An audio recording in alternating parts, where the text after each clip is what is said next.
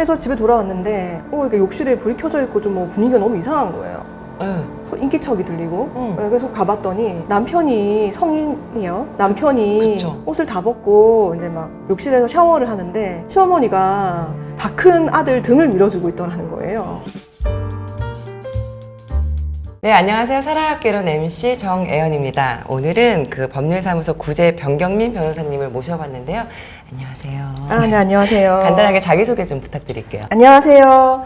저는 법조 경력 14년 차, 결혼 9년 차, 이혼 전문 변호사이자 딸 둘을 키우고 있는 워킹맘, 그리고 유튜브 변변 채널을 운영하고 있는 크리에이터 변경민 변호사입니다. 반갑습니다. 변호사님 나오기 전에 변변 채널 잠깐 이렇게 훑어봤는데 말씀을 너무 재밌게 잘하시더라고요. 또 다른 변호사님들하고 차별화되는 게 네. 아줌마 변호사다. 와, 역시 네, 제3의 성 아줌마는 예, 살아있다. 네, 그렇습니다. 네, 오늘 그 맞벌이가 늘고 있는 가운데 아이를 낳게 되면 아무래도 친정 또 시부모님 쪽에 이렇게 맡기게 되는 경우가 있는데 네, 시댁 부모님과 친정 부모님 때문에 이혼하는 사례도 꽤 있을 것 같아요. 네, 많죠. 네. 그러니까 제가 오늘 이제 말씀드리려고 하는 그 사례도 시어머님이 개입해서 고부 갈등이 깊어지다가 네. 이게 또 묘하게 아들과 며느리 사이에 묘한 삼각관계까지 갈등을 증폭시켜서 네. 결국 그 며느리를 상대로 해서 아들이 이혼 소장을 날리게끔 종용까지 하는 그런 사례거든요. 좀 디테일하게 설명 좀 해주시겠어요? 어떤 사건인지 좀 네네네. 궁금해지는데요. 그러니까 저희 의뢰인분께서 이제 남편분하고 한 6개월 정도 교제를 하셨다고 해요. 네. 저희 의뢰인분은 되게 온순하시고 또 이렇게 참하신 그런 분이셨고 실제로 그 유치원 교사로 재직하셨던 경험이 있던 분이셨어요. 네네. 근데 남편분이 되게 자상하고 배려가 많은 분이라서 반해서 이제 교제를 계속 하다가 그 시어머님 되실 분, 그 남편의 어머님이 마음에 든다, 빨리 결혼을 해라 이렇게 주도하셔서 결국 결혼까지 갔다라고 하거든요. 네네. 예, 시어머님이 어린 나이 20대 초반에 남편을 낳아서 굉장히 실제로 젊기도 하고 또 외모적으로도 굉장히 자기 관리를 잘하셔서 예, 되게 신세되셨어요. 실제로 그 결혼 상견례 하는 자리에 장미꽃을 며느리한테 선물을 할 정도셨다고 센스 해요. 있다. 장미꽃을 갖고 오신 거예요, 상견례 날? 네네. 와, 되게 신세대 어머니셨네요. 네. 그래서 이제 저희 의뢰인분께서는 괜찮은 케미를 가져갈 수 있겠다 이렇게 생각하셨는데 사실은 반전이 있었던 거예요. 뭐죠? 반전이? 그 시어머님은 그 젊은 시절에 이제 사별을 하셨어요. 그 아버님께서 이제 굉장히 자수성가한 사업가셨고, 네. 그래서 많은 재산을 사망과 동시에 많은 재산을 이제 어머님께 남기시게 된 거죠. 그래서 이 어머님이 그 사업을 자기 남동생하고 같이 물려받아서 하고 있는 그런 상황이셨고, 그래서 굉장히 시댁의 재력가셨어요. 그래서 결혼할 때 집도 사준다라고 하시고, 그리고 그 집을 어머님이 살고 계시는 그 집 같은 아파트의 옆동으로 구해주시겠다고 하신 거예요. 너무 불편하겠는데요. 네. 그래서 사실은 그 아내분 입장에서는 굉장히 이렇게 탐탁치는 않았다고 해요. 가깝게 살아서? 네. 근데 이제 어머님이 아유, 우리 가까이 살면서 오손도손 같은 식구처럼, 한 식구처럼 살자. 내가 뭐 육아도 도와주고, 뭐 다 도와주겠다. 집도 내가 사주겠다. 막 이렇게 하셨고. 남편분도 엄마가 아빠를 좀 떠나보내고 혼자 외로워 하시니까 우리 같이 살자. 서로 뭐 윈윈되고 시너지가 나지 않겠냐. 이렇게 말을 해서 이제 어쩔 수 없이 같이 하시게 된 거죠. 결정적으로 이제 남편이 시어머님 대표로 있는 그 사업체를 이제 물려받아야 되는 상황이셨고. 그래서 조금 이렇게 어머님의 말씀을 거부할 수 없는 상황이었겠네요. 그렇죠. 거부할 수가 없는 상황이었죠. 네. 근데 이제 그런 얘기 종종 듣긴 하는데 옆 동네 살면 정말 자주 찾아오신다는 얘기 듣긴 들었거든요. 네, 그렇죠. 굉장히 자주 오셨을 것 같은데 시어머니께서. 네, 굉장히 자주 오셨고 이 옆동에 산다는 게 모든 불행의 씨앗이 됐었어요. 왜요? 하루는 아내분이 주말 아침인데 뭔가 부스럭거리는 소리가 들려가지고 잠을 깬 거예요. 그래서 이렇게 살펴봤더니 부부 침실 바로 옆에 딸려 있는 욕실 있잖아요. 거기서 소리가 막 들리는 거예요. 들어가 봤더니 시어머니가 남편 속옷을 거기서 손빨래 하고 계시는 거예요. 그럼 비밀번호는 당연히 알고 있는 거고. 네, 알고 보니까 남편이 아내분 몰래 비밀번호 알려줬고 어머님이 미리 사전에 얘기하지도 않은 채 그것도 주말 아침에 또 부부의 되게 은밀한 곳이잖아요. 거기를 침실 들고 옆에 들어와서 욕실을. 조용히 문 열고 네, 들어와서 이렇게 속옷을 하셨던 거예요. 그러니까 일단 손빨래 굳이 그 빨래는 그 세탁기 돌리면 되는데 굳이 남편 속옷을 그것도 굳이 손빨래를 한다라는 것도 섬뜩하고 또 무엇보다 그렇게 부부 사이 좀 은밀한 걸 이렇게 염탐할 수 있는 공간이죠, 어떻게 보면. 그쵸. 침실은 좀 잘 안 들어가긴 하잖아요, 네, 사실은. 굳이 그 거실에 딸려 있는 욕실 놔두고. 왜 굳이 네. 부부 침실 옆에 네, 화장실에서. 너무 이상한 거죠. 네. 그래서 남편한테 이런 일이 있으니까 너무 좀 겁난다, 무섭다. 좀 어떻게 어머님한테 말을 해봐라. 그랬더니 남편이 지금 우리 엄마 험담하는 거냐 하면서 엄청 화를 내면서 그로부터 한 1, 2주 정도 말을 안 하는 거예요. 정말요? 네. 그러다 보니까 아내분도 시어머니에 대한 불만이 생겨도 남편한테 말을 할 수가 없는 거예요. 남편이 그런 과민한 반응을 보이니까. 와, 이럴 때는 사실 남편의 중립을 지켜줘야 부부싸움이 안 일어나는데. 네, 맞아요. 그래서 어떻게 됐어요? 그 이후부터는 대놓고 사정 고지 없이 내 집 드나들듯이 드나들기 시작하셨어요. 그래서 반찬 갖다 준다, 뭐 우리 아들은 이 김치만 먹는다, 뭐 우리 아들 속옷은 내가 항상 뭐 바꿔준다 하면서 그런 막 명분을 가지고 계속 방문을 하시는 거예요. 와, 거의 시댁에 들어가서 사는 느낌일 것 같은데. 그뿐만 아니라 시어머니가 그 며느리에게 뭔가 요구하고 강요하는 것들이 되게 많았어요. 뭐죠? 그런 게? 그러니까 며느리가 유치원 교사라고 했잖아요. 네. 그런데 너 이제 내조에 전념해라 라고 하시면서 그 일을 그만두라고 하시는 거예요. 그래서 그만두셨어요? 네, 그래서 결국은 그만두시고 이제 출산이나 뭐 육아에 전념해라, 내조에 전념해라 그런 명분으로 일도 그만두게 만드시고 네. 그런 다음에 이제 주말마다 본가로 와서 식사도 하고 가라. 아니, 매주 오시는데 뭘 또 본가까지 가서 식사를 해야 되나요? 매일 오시면서도 또 네. 집으로 와서 식사도 해라. 그런 식의 요구를 되게 많이 하시게 된 거예요. 거의 뭐 시댁살이나 다름이 없는데요. 집만, 그러니까 문만 다를 뿐인 거지. 네, 맞아요. 네. 그러면 남편이 아까 네. 처음에 말씀하셨는데 네. 그러니까 엄마 편을 든다고는 얘기를 들었는데 네. 그럼에도 불구하고 그러면 계속 그냥 방광한 상태로 그냥 놔두신 거예요? 아내가 힘들어 하더라도 상관없다? 네네네. 그러니까 남편이 효자를 넘어서서 마마보이였던 거예요. 쉽지 않다. 근데 그 배경이 있었던 게 이제 아버님이 사업을 하시는 분이셨다고 했잖아요. 네. 근데 이제 젊은 시절에 바람을 엄청 많이 피우셨대요. 그러니까 어머님이 남편이 늘 외도를 하시니까 마음 둘 곳이 없어가지고 아들한테 엄청난 애정을 퍼붓고 집착을 하셨던 거예요. 그리고 아들도 엄마에 대한 어떤 연민의 감정, 네. 예. 그래서 그 애틋한 그런 특별한 감정을 갖고 있었던 거예요. 그래서 와이프가 엄마에 대해서 입을 대면 야, 네가 이상하다. 우리 엄마 불쌍한 사람이야. 저 건드리지 마. 우리 엄마한테 상처 주지 마. 항상 이렇게 반응을 한 거예요. 와. 근데 실제로 그 심리학자 보웬이라는 분의 이론에 의하면은 네. 부부 사이 갈등이 심한 경우에 그 배우자가 그 제3의 특히 자녀를 끌어들여서 이렇게 삼각관계를 만들어서 부부 갈등의 긴장을 완화하는 그런 경향이 있다라고 해요. 그렇게 되면 그 자녀는 그 엄마하고의 특별한 애착이 생기게 되는 거예요. 그쵸. 그래서 독립이 안 돼요. 독립이 안 되고 원 가정에 의존할 수밖에 없게 되는 거예요.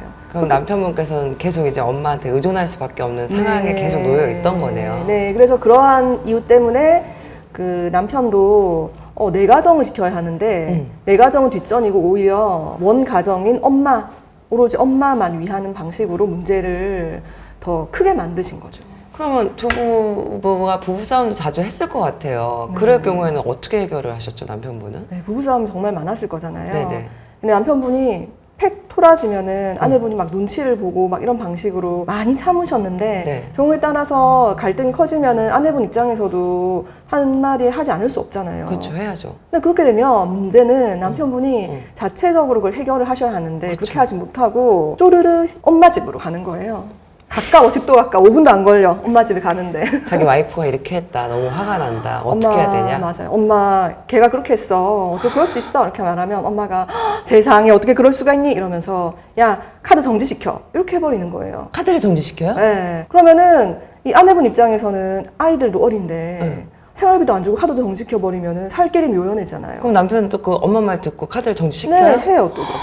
어떡해. 그러니까 결국은 이 문제를 해결하려고 하면은 며느리가 그 본가로 가서 시어머님에게 무릎 꿇고 죄송합니다 어머님 하고 쓴소리 듣고 용서를 구해야지 문제가 해결이 되는 방식이거든요. 남편하고 푸는 게 아니라 무조건 시어머니한테 그렇죠. 용서를 구해야 되는 거예요? 네, 크고 작은 모든 싸움에 어머님이 다 개입해서 결국은 어머님하고 며느리의 싸움, 그러니까 시어머니와 며느리의 싸움으로 이제 전개되는 거죠. 그러면 부부싸움이 계속 있었다고 친다면 네.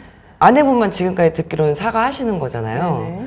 그러면 그 갈등이 해결이 저는 안 될 것 같은데. 그렇죠. 갈등 해결이 안 되죠. 근데 이제 며느리 입장에서는 모든 경제권을 다 이제 어머, 시어머니나 남편에게 남편이 갖고 있는 상황이잖아요. 네네. 그러다 보니까 본인은 또 전업주부로 원래는 일을 하시다가 시어머니 강요에 의해서 전업주부로 전향하셨잖아요. 그쵸. 그러다 보니까 경제권이 다 남편 쪽에 있어요. 그러니까 그거에 대해서 뭐 항의를 제대로 할 수가 없는 그런 상황까지 가신 거죠. 그러다 보니까 답답한 마음에 한 번은 이제 친정을 아이들 데리고 이제 다녀오시게 된 거예요. 네. 물론 남편한테 미리 허락을 받고. 네. 네. 그래서 다녀오시게 됐는데, 아이가 좀 아파가지고, 원래 예정된 시간보다 좀 집에 일찍 돌아오시게 됐대요. 네. 그래서 집에 돌아왔는데, 이게 욕실에 불이 켜져 있고 좀 뭐 분위기가 너무 이상한 거예요. 네. 인기척이 들리고. 네, 그래서 가봤더니, 남편이 성인이요. 남편이 그쵸. 옷을 다 벗고 이제 막 욕실에서 샤워를 하는데, 시어머니가 다 큰 아들 등을 밀어주고 있더라는 거예요. 진짜요? 네. 나체인 상태였는데. 원래 믿기 힘든. 원래 네, 그죠? 아이를 목욕시킬 때 남자아이 특히 성이 다른 네. 아이를 목욕시킬 때 그 아이가 거부하기 시작하면 이제 목욕을 같이 안 하는 거라고 전 맞아요. 얘기를 들었거든요. 네네네. 그래서 저희 아들 같은 경우에도 한 초5? 초5 때인가 한 초3과 초4 이렇게 지나갈 때쯤 자기가 혼자 씻겠다 그러더라고요. 그럼 도대체 이분은 도대체 몇 살까지 엄마가 지금 등짝을 밀어주고 그러게요. 계신 거예요? 저희 남편분은 혼자 씻겠다는 말을 하지 않으신 것 같아요. 진짜요? 네. 등을 그냥 너무 이렇게 자연스러운 네, 거죠? 너무나 그건? 자연스러운 거예요. 그래서 너무 놀라가지고 아내분이 지금 뭐 하는 거야? 이렇게 되니까 남편분이 뭐 어때? 엄마가 등 밀어주는데? 이런 식이었던 반응이. 이게 성인인데 어떻게 그렇게 할 수가 있냐? 네. 그렇게 이제 따지니까 야, 이거 가지고 이상하다. 네가 더 변태 같다고. 네 생각이 더 변태스럽다고. 이게 뭐가 이상하냐고. 어른이 안 되신 것 같은 느낌인데 네. 진짜. 그러니까 이분의 나이는 40대 중반이시지만 정신 연령 자체가 7, 8살에 머물러 있는 거죠. 아 진짜 심각하다. 40대 중반인데 엄마가 등을 밀어주고 계신. 네. 자기는 잘못됐다라고 인지하고 못하고 계신. 네. 그러니까 남편분이 정말 중간에서 처신을 잘 못하시는 게 그 아내에 대한 존중, 네. 이걸 확실히 차별화된 어떤 그런 지위를 부여해 주셔야 되는데 그쵸. 되게 애매하게 행동을 하세요. 그래서 해외 출장을 다녀오시잖아요. 네. 그러면은 똑같은 향수를 엄마한테도 하나 사주고 와이프한테도 하나 사주고 똑같은 귀걸이를 엄마한테 하나 사주고 아내한테도 똑같은 걸요? 똑같이. 네네. 꼭 왠지 남편이 바람 폈을 때 원래 맞아요. 그 자기 여자친구 먼저 네. 사주면 바람핀 그 상간녀를 사주면 네. 미안해서 와이프 또 똑같은 거 맞아요, 사주기도 맞아요. 하더라고요. 네. 왠지 그런 거랑 좀 비슷한 것 같기도 맞아요. 한데. 이렇게 묘하게 엄마와 와이프를 약간 경쟁 구도, 삼각관계처럼 이렇게 만들어 가는 거죠. 그리고요. 또 더 있을 것 같아요. 뭐. 네, 그리고 막 시어머니가 뭐 아프다. 어. 그러면은 안 돼. 우리 엄마 지금 보러 가야 돼. 하면서 거기서 자고 오고. 자고 와요? 네. 그리고 엄마가 뭐 고쳐야 돼 이러면은 호출하면 바로 달려가가지고 그거 해주고 오고 밥 먹고 오고. 와, 아내분께서 진짜 외로우셨겠다.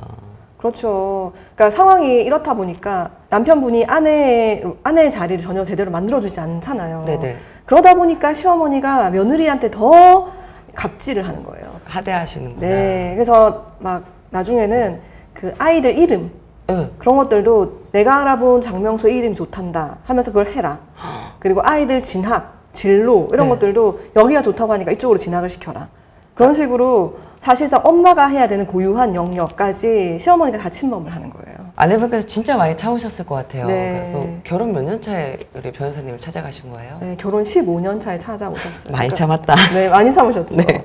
그러니까 이게 아내분 입장에서는 그냥 아이들이 어리니까 그리고 또 남편이 어쨌건 아이들 뭐 학비라든가 생활비라든가 이런 것들을 주니까 네. 그걸 받아서 아이를 잘 키워야겠다는 마음으로 남편은 그냥 사실상 없다. 음. 남편에 대한 어떤 기대를 완전히 포기한 상태로 네.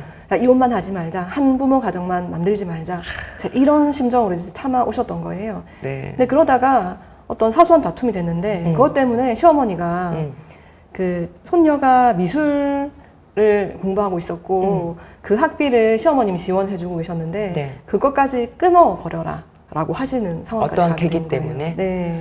그래서 그럼 찾아가신 거예요, 변호사님은? 네, 그런 상황에서 이제 시어머님이 막 노발대발하고 막 저 X를 내가 거지 같은 X를 데려와서 호강시켜 줬는데 배은망덕하다. 당장 저 X랑 이혼해라 하고 난리가 난 거예요. 네. 그러니까 이제 아내분은 또 저러다 마시겠지, 잠잠해지겠지 이렇게 생각을 했대요. 네.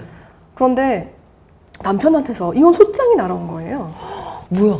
남편 왜 그래요? 진짜? 어머니가 아들한테 이혼하라고, 이혼 소장 보내라고, 아니면 내가 제명이 못 산다고 엄청 푸시를 하신 거예요. 엄마 쓰러질까봐? 네, 엄마 쓰러질까봐 이혼 소장을 날린 거예요. 더 기가 막힌 건 그 소장을 받기 불과 일주일 전에 네.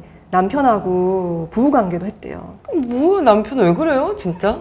남편이 막 사랑한다는 말도 했고 부부관계도 했대요.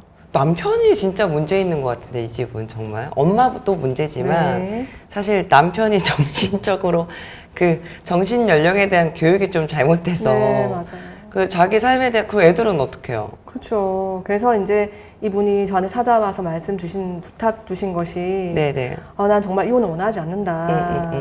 우리 아이들 제발 좀 지켜달라. 난 절대 이혼할 수 없다. 네. 이런 부분이셨거든요. 네네. 그래서 어떻게 됐어요, 결과는? 그래서 제가 판사님께 원고는 이혼을 요구하고 있지만 실제로는 이 남편이 원고가 이혼을 원하는 것이 아니라 남편의 어머님인 시어머니가 사실상 원고다. 그래서 어머니의 종용 때문에 이 이혼 소송이 이루어지고 있는 것이고 실제로 남편은 이혼을 할 생각이 없다. 그리고 그 아내분 피고는 유책 배우자가 아니다. 원고가 하는 주장은 다 거짓이고 오히려 원고가 원 가정으로부터 의존성이 심해서 이런 갈등이 생기는 거다라고 말씀을 드리고 그에 부합하는 증거 자료들을 제출을 했어요.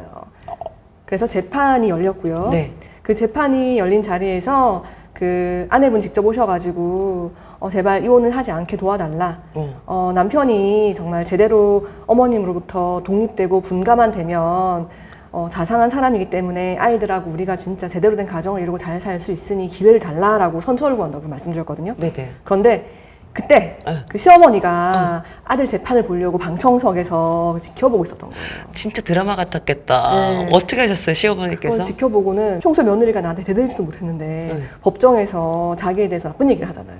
그러니까 엄청 화가 나신 거예요. 막 노발대발 뛰쳐나와가지고 그 변호사석에 난입해가지고 네. 막 이 X 저 X 하고 난리가 난 거예요. 그래서 판사님이 여기서 이러시면 안 됩니다 하고 계속 경고를 했는데도 이 컨트롤을 못 하셔가지고 계속 행패를 부리시고 결국은 그 네네. 경위님한테 끌려 나왔거든요.